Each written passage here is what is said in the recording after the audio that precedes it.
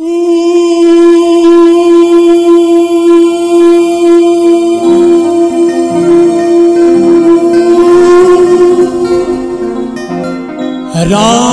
अनंत अनंत गुण अमित कथा विस्तार सुनी आचरज न मानहि जिनके विमल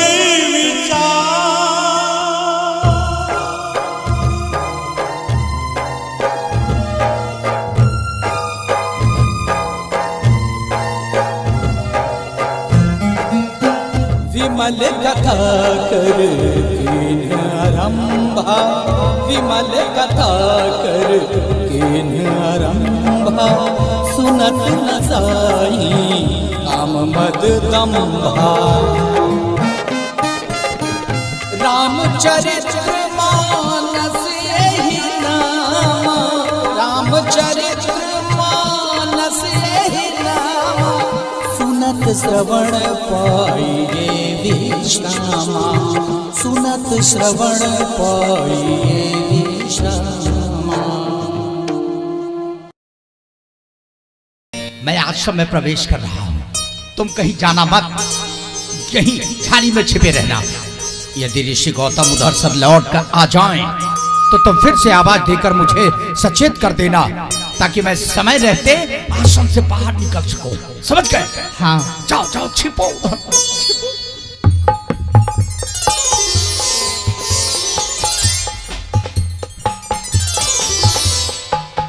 देवराज इंद्र बचते बचाते सोनाश्रम जौन के दबे पांव आश्रम में प्रवेश करने की चेष्टा करते हैं, और इधर उधर देख भी रहे कि कहीं कोई देख न ले।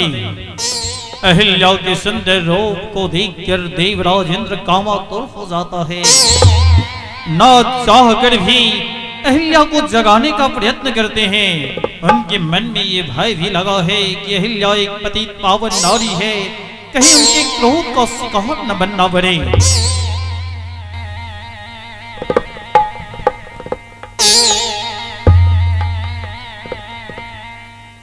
स्वामी, अभी तो आप स्नान करने के लिए गए थे, क्या बात है? स्नान करके आज जल्दी घूम कर आ गए। बाहर जाने के बाद पता चला कि अभी तो आधी रात है।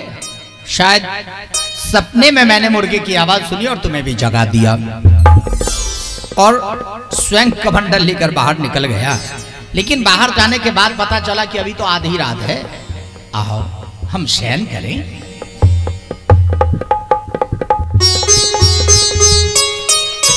देवराज इंद्र अहिल्या के साथ आश्रम में शयन करने चली जाती हैं।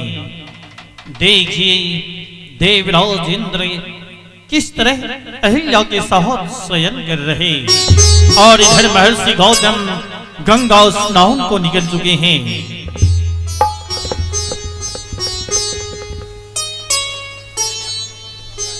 ये कैसा दृश्य? रास्ता इतना सुनसान क्यों? ब्रह्म मुहूर्त के समय तो सारे पक्षी अपने घोंसले में चहचहाने लगते थे। पक्षियों के चहचहाहट से सारा वातावरण गुंजयमान रहता था, परंतु आज ऐसा लगता है कि ब्रह्म मुहूर्त नहीं हुआ, क्योंकि पक्षी नहीं जागे। ब्रह्म मुहूर्त के समय तो सारे पक्षी जाग जाते हैं। नहीं नहीं, हो सकता है कि पक्षी भी आज मेरी तरह अधिक थके हुए हैं, इसी कारण विलंब तक सो रहे हैं। खैर, इन विचारों में क्या रखा है। चलता हूं शीघ्र गंगा मैया के पावन धारा में गोते लगाकर अपने आश्रम लौटता हूं, क्योंकि इन विचारों में पड़ा रहा तो सूर्य उदय हो जाएगा और सूर्य नमस्कार करने में मुझे विलंब हो जाएगा। इसलिए चलता हूं गंगा मैया के पावन धारा में गोते लगाऊं। जय मां गंगे, हर हर गंगे। रुक जाओ, इस समय आधी रात में मुझे जगाने के लिए क्यों आए हो? आधी रात? मां गंगे, ये क्या कह रही हो? इस समय आधी रात है। हाँ, इस समय आधी रात है। आधी रात कैसे हो सकती है? माँ, आपको शायद भ्रम हो रहा है। यह आधी रात का नहीं, ब्रह्म मुहूर्त का समय है। नहीं पुत्र, भ्रम मुझे नहीं, भ्रम तुझे हुआ है। सचमुच में इस समय आधी रात है। आधी रात है तो आधी रात को मुर्गा कैसे बोलेगा? कुकुट कैसे बोलेगा?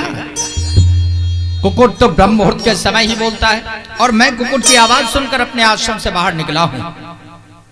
फिर इस समय यदि आधी रात है तो आधी रात को मुर्गा कैसे बोलेगा? पुत्र, मानव चाहे भ्रमित हो सकते हैं, पशु पक्षी अपना घोंसला बदल सकते हैं, लेकिन प्रकृति का जो नियम है वो कभी नहीं बदल सकते हैं। ये सत्य है कि प्रकृति का नियम नहीं बदल सकता। मानव भले समय का ज्ञान भूल जाए, मानव का कार्य असमय हो सकता है, परंतु पशु पक्षी का कोई भी कार्य समय से पहले नहीं होता। फिर आधी रात को ये मुर्गा कैसे बोलेगा? पुत्र, तुम्हारे साथ किसी ने छल किया है। मेरे साथ छल हुआ है? मां गंगे, क्या सचमुच इस समय आधी रात है? क्या तुम्हें विश्वास नहीं हो रहा? सचमुच में इस समय आधी रात है। आधी रात है तो मेरे साथ छल करने वाला कौन है? मुझसे किसी ने छल क्यों किया? मुझे छलने से किसी को क्या लाभ हो सकता है?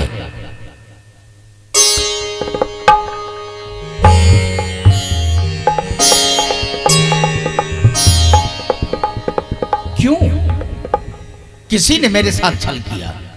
अरे मैं कोई बहुत बड़ा सेठ तो नहीं हूं, कोई बहुत धनवान व्यक्ति तो नहीं जो मेरे आश्रम से निकल जाने पर किसी को मेरे घर से धन का लाभ हो। फिर भी मेरे साथ छल करना क्यों? किस कारण? लेकिन जिस किसी ने मेरे साथ छल किया है वो मेरे हाथों दंड पाने से वंचित नहीं रह पाएगा। छल से मुझे आश्रम से बाहर निकालने वाला मेरे हाथों दंड पाने से वंचित नहीं रहेगा। किसी ने भी ऐसा नीच कर्म किया है, मेरी नींद में खलल डालने की कोशिश की है, आधी रात को ब्रह्म मुहूर्त बनाकर मेरे साथ छल किया है, वो मेरे हाथों दंड पाओगे। ठहर जाओ, मैं आ रहा हूं।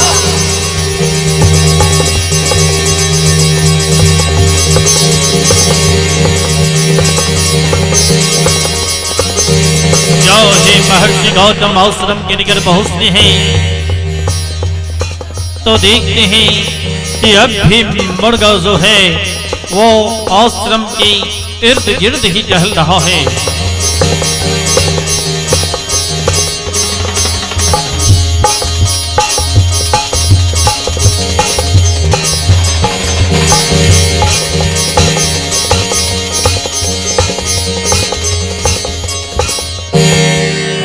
तो ये काम चंद्रमा का है, अभी भी मुर्गा बनकर टहल रहा है। झाड़ी से कभी चोंच बाहर निकालता है तो कभी अंदर घुस जाता है। सोच रहा है इसे कोई देख नहीं रहा। अभी मैं तुझे बताता हूं, अब एक बार तू थोड़ा इधर चोंच तो निकाल।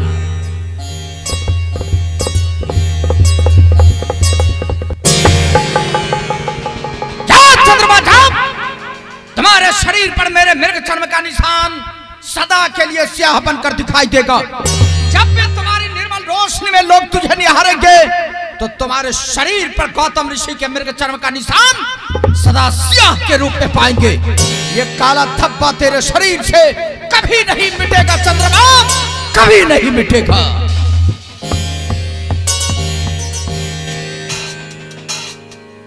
द्वार पर पुत्र शतानंद सोया है, उन्हें अवश्य पता होगा क्या समय क्या हुआ है।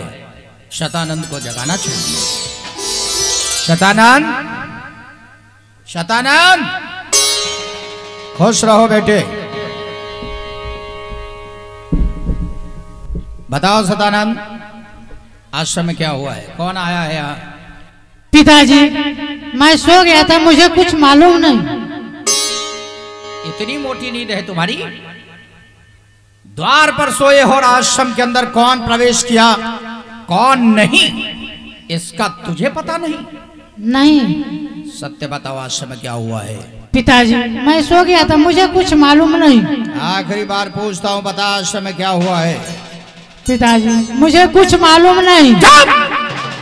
तुझे पता नहीं है या जानबूझकर तू मुझे बताना नहीं चाहता है? अरे तेरी बुद्धि कुंद हो गई है, मेरा पुत्र होकर मति भ्रष्ट हो गई है तुम्हारी।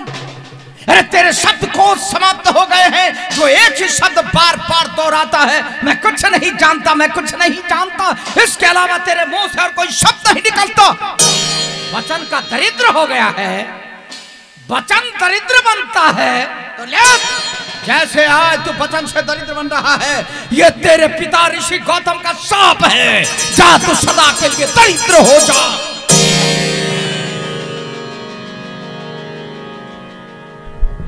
भोग अपने करनी का फल। सवारे में पुत्री अंजनी सोई है, उन्हें अवश्य पता होगा कि आश्रम में क्या हुआ है। वो मुझसे झूठ नहीं बोलेगी। अंजनी, पुत्री अंजनी,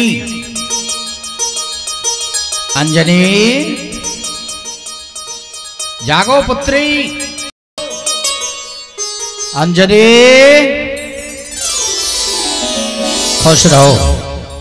बताओ बेटी, आश्रम में क्या हुआ है? कौन आया है यहाँ? पिताजी मैं तो सो रही थी, मैं कुछ नहीं जानती हूँ। सबका एक ही उत्तर है, लगता है सबने मिलकर पाल छिपाने का प्रयास किया है। मैं तेरा पिता हूं, मुझसे झूठ मत बोलो, सत्य बताओ कि आश्रम में क्या हुआ है। यदि आज किसी का भीषण अपराध भी होगा तो मैं उसे क्षमा कर दूंगा, लेकिन सच्चाई छुपाओगी तो दंड पाओगी। सत्य बताओ, आश्रम में क्या हुआ है? मैं सत्य कह रही हूँ पिताजी, मैं सो गई थी, मैं कुछ नहीं जानती। तो कुछ जानती नहीं या जानबूझकर अपनी माता का कलंक छिपा रही है? अरे कलंकनी, अपने पिता से झूठ बोल रही, अपने माता के कलंक पर पर्दा डालने का प्रयास कर रही हो। हाँ, तू सजा की हकदार हो गई है। अपने पिता से झूठ बोलकर पाप पर पर्दा डालने की कोशिश करके सजा पाने के हकदार हो गई है। जैसे आज तू अपनी माता का कलंक छुपा रही है, ये मेरा अभिशाप है तुझे। तेरा कलंक छिपाए नहीं छिपेगा। नहीं पिताजी, तू कुमारी अवस्था में मां बनेगी और तेरा पुत्र भी पशु होगा। ये मेरा नहीं।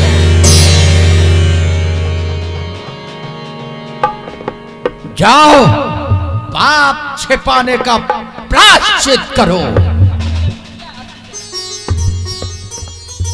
अहिल्या, दरवाजा खोलो। अहिल्या, दरवाजा खोलो। अहिल्या, अहिल्या।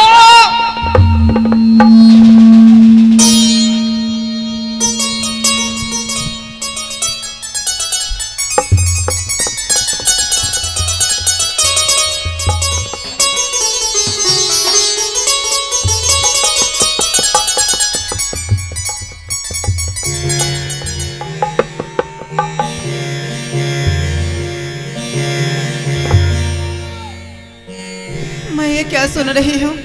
एक पति मेरे पास है और दूसरा आवाज दे रहा है। कौन हो तुम? कौन हो पापी जो तूने मेरे साथ छल किया है? जल्दी बोलो तो मैं तुम्हें श्राप दे दूंगी। नहीं देवी, मुझे श्राप नहीं दो। मैं देवताओं का राजा इंद्र हूँ, मुझसे बहुत बड़ी भूल हो चुकी है।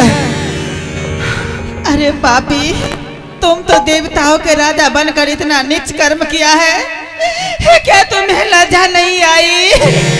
कोई उपाय करो, ऋषि जो है क्रोधावेश में आ रहे हैं, मुझे श्राप देकर के जला भी सकते हैं।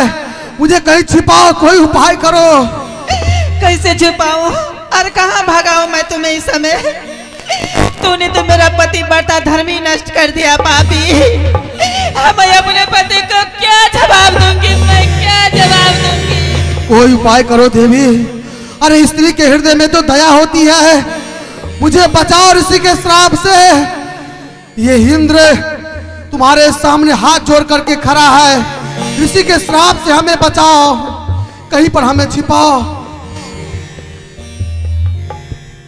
इस कोने में चले जाओ और चटाई के नीचे छिप जाना। अब मैं अपने पति को क्या जवाब दूंगी?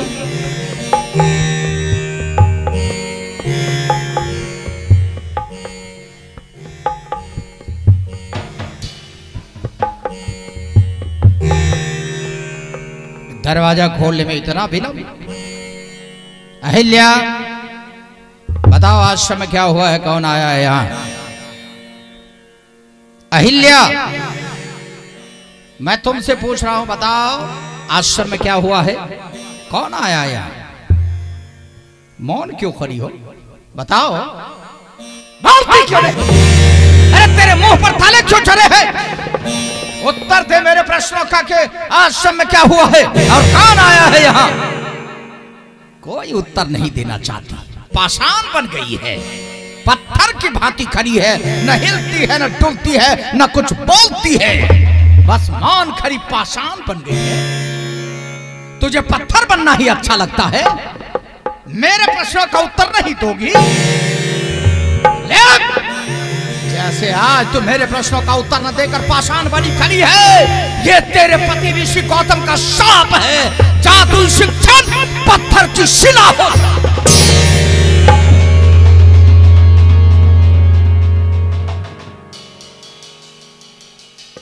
भोगती रह अपने कर्मों का दंड और बनी रहे ऐसे ही शिला। अरे ये चटाई क्यों हिल रहा है घर के कोने में? ओ, तो लगता है चोर अभी तक घर में ही है, निकल नहीं पाया। रे कौन चटाई के नीचे छिपा है? बाहर निकल, मैंने तुम्हें देख लिया है। अरे क्यों चटाई को हिला रहा है मूर्ख? बाहर निकल, मैंने तुम्हें देख लिया। नहीं निकलेगा? अरे तो निकलता है कि चटाई के साथ तुझे जलाकर राख कर दूं? नहीं ऋषिराज, मुझे मत जलाइए, मैं देवताओं के राजा इंद्र हूँ, उससे बहुत बड़ी गलती हो चुकी है। देवराज इंद्र? तो ये तुम्हारी करतूत है, तूने ऐसा नीच कर्म किया है? अरे मैंने तो सपने में भी ये कल्पना न की थी कि देवताओं का राजा इंद्र ऐसा नीच कर्म करेगा, पर तूने तो मेरी कल्पना से बड़े काम किया है। देवताओं का राजा होकर तू ऐसा नीच कर्म करने आया, तुझे जरा सी लज्जा नहीं आई? जरा सी लज्जा नहीं आई? ऋषिराज, हमारे अपराध को क्षमा कीजिए ऋषिराज। क्षमा शब्द तेरे मुंह से अच्छा नहीं लगता। ये क्षमा शब्द बनाने वाला मुझे मिल जाए तो मैं उसकी खबर लूं। अपराध करने के बाद दो शब्द, दो अक्षर का शब्द क्षमा, क्षमा, और उसे उसके अपराध से क्षमा मिल जाता है। तुझे क्षमा कर दूं तेरे जैसे नीच को? अरे संसार का कोई साधारण मनुष्य यदि ऐसा नीच कर्म कर लेता तो मैं कदाचित उसे अज्ञानी समझकर क्षमा कर देता, लेकिन तो देवताओं का राजा है, हजारों परियों से घिरा रहने वाला, स्वर्ग की अप्सराओं के सामने बैठा रहने वाला, धरती पर ऐसा नीच कर्म करने आए तो उसे क्षमा नहीं दंड मिलना चाहिए। देवराज इंद्र, तुमने जो कर्म किया है उसके बदले मैं तुझे ऐसा दंड दूंगा कि आज के बाद तुम ये कर्म करने के योग्य नहीं रह जाओगे, क्योंकि मैं तेरे शरीर को ही निष्फल कर दूंगा। एक क्षण का सुख पाने के लिए तू स्वर्ग की मर्यादा को धूल में मिला दिया, स्वर्ग की गारिमा को अपने पांव तले पद दलित कर डाला। जा, जैसे आज तू एक अंग को पाने के लिए धरती पर पहुंचा, स्वर्ग की मर्यादा को धूमिल किया है, ये मेरा शाप है। जो सुख पाने के लिए तू धरती पर आया, आज के बाद वो सुख पाने के योग्य नहीं रह जाएगा। देवराज इंद्र, तुमने एक गुप्तांग के लिए ऐसा नीच कर्म किया है तो ले, ये मेरा शाप है, तुम्हारे शरीर में सहस्त्रों गुप्तांग हो जाएंगे। जा भोग अपने कर्मों को और देख कि बुरे कर्म का कैसा नतीजा होता है। जा भोग।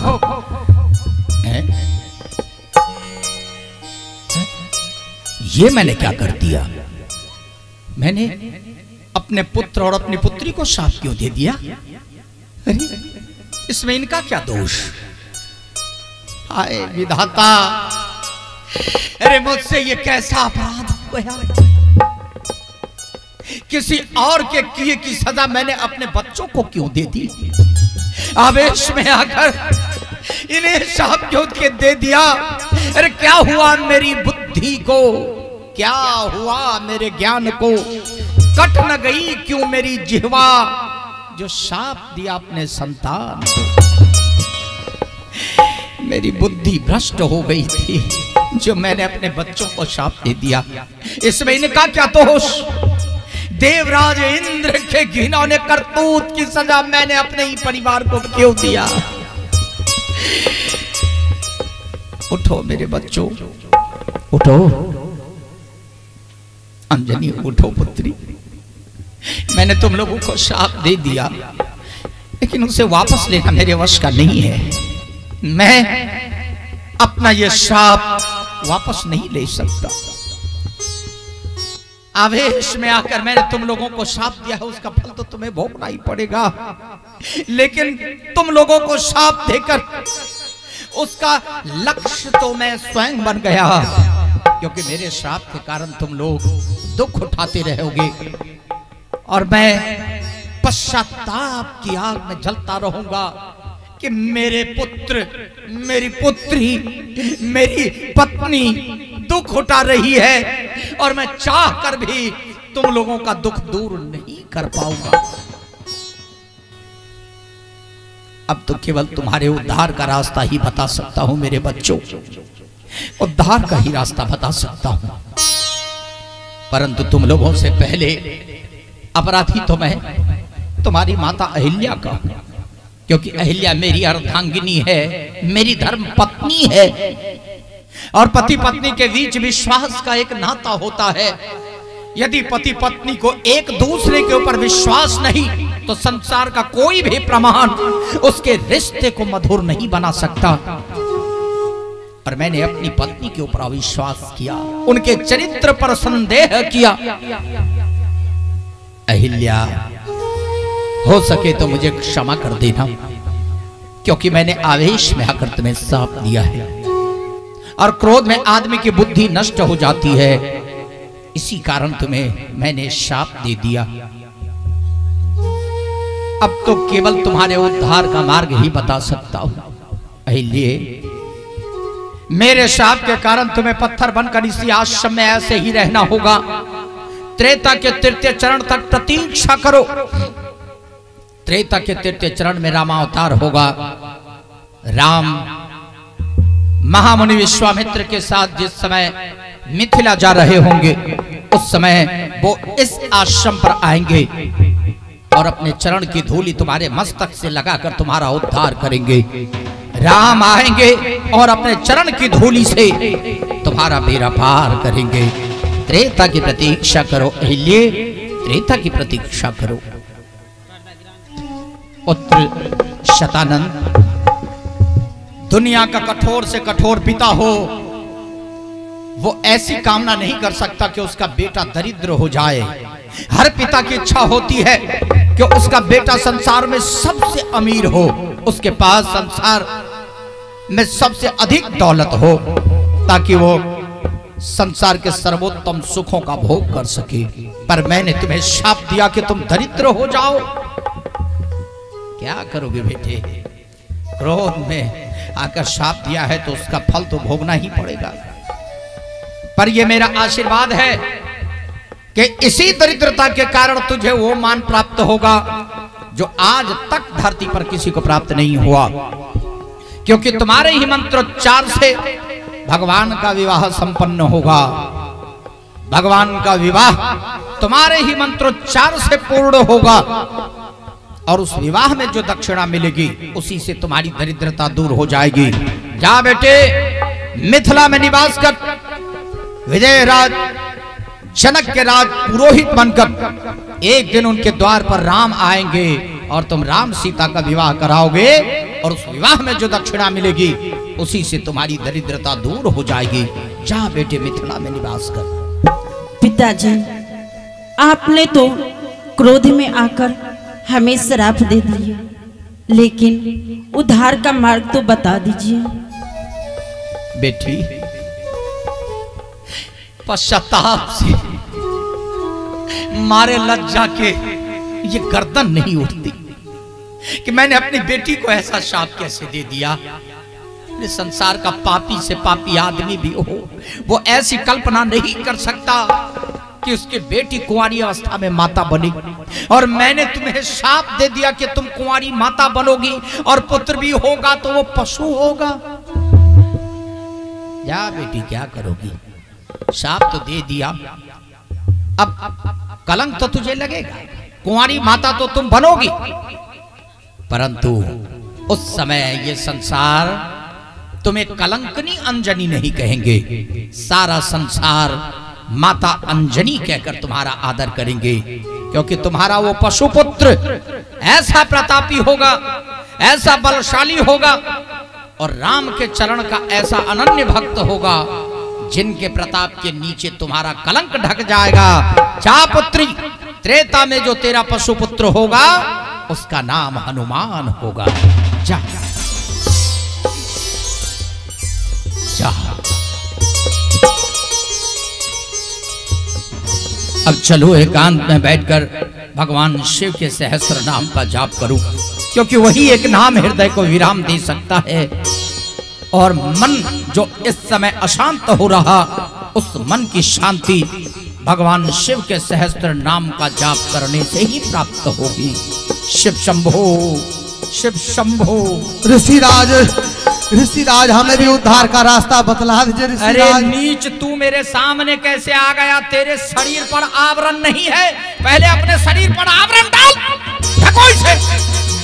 ये निष्फल शरीर लेकर तू मेरे सामने कैसे आ गया? ढको इसे जल्दी। ऋषिराज, क्षमा कीजिए, उद्धार का रास्ता बतला दीजिए।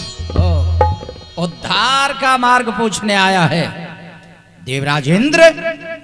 अरे जो सुख पाने के लिए तू स्वर्ग छोड़कर धरती पर आया था, वही तो तेरे शरीर में सहस्त्रों बना दिया है। अब उस सुख को पाने के लिए तुम्हें दूसरे की आवश्यकता नहीं होगी। तेरे शरीर में सहस्त्रों है, भोगते रहो। नहीं ऋषिराज, कोई उपाय बताइए, किस प्रकार से हमें उद्धार होगा? उद्धार का मार्ग पूछने आए हो तो तेरे उद्धार का रास्ता अवश्य बताऊंगा, क्योंकि संत के हृदय में संसार कल्याण की कामना कूट कूट कर भरी होती है। और संत वही होता है जो मान और सम्मान से पड़े हो, जैसे मान और अपमान का कोई भेद न दिखाई दे और संसार कल्याण के लिए सदा कार्य करता रहे, संत उसे कहते हैं। लाख अपराध करने के बाद भी अपराधी यदि सच्चे हृदय से अपने कल्याण की कामना करता हुआ संत के पास पहुंचता है तो संत उसके कल्याण का मार्ग अवश्य बताते हैं। और यदि कोई संत ऐसा नहीं करते, किसी को अपराधी मानकर उसके कल्याण का मार्ग नहीं दिखाते, तो वो साधु नहीं ढोंगी होते हैं। इसलिए तेरे कल्याण का रास्ता अवश्य बताऊंगा। देवराज, तुमने जो कर्म किया है उसके बदले दंड तो तुझे मिल गया। अब वर्षों तक तुम ये निष्फल शरीर लेकर स्वर्ग नहीं जा सकते। जाओ, कमल की डंडी में छिपकर अपना समय बिताओ। त्रेता के तृतीय चरण कमल फूल की डंडी में निवास करो। और त्रेता के तृतीय चरण में जब रामावतार होगा तब मिथिला में शिव धनुष भंग होगा और उस धनुष के टूटने की आवाज जब तुम्हारे कानों में पड़ेगी तो तुम्हारे शरीर का ये सहस्त्र रोग सहस्त्र नेत्र बन जाएंगे। उस दिन तुम सहस्त्र नेत्रों से संसार को देखोगे और तेरा मन जो इस समय अशांत हो रहा है, तुम्हारा हृदय जो ग्लानि से भरा हुआ है, वो शांत तभी होगा जब तुम राम विवाह की अगुवाई करोगे। राम विवाह की अगुवाई करोगे तो तुम्हारा हृदय शांत हो जाएगा, निर्मल हो जाएगा और फिर तुम्हारे मन में ऐसा कुविचार, ऐसा कुकृत्य कभी नहीं उपजेगा। जा, त्रेता में तेरा भी कल्याण हो जाएगा।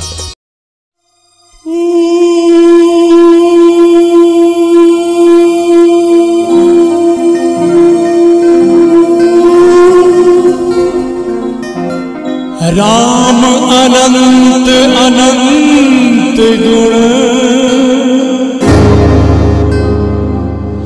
अमित कथा विस्तार सुनी आचरज न मानहि जिनके विमल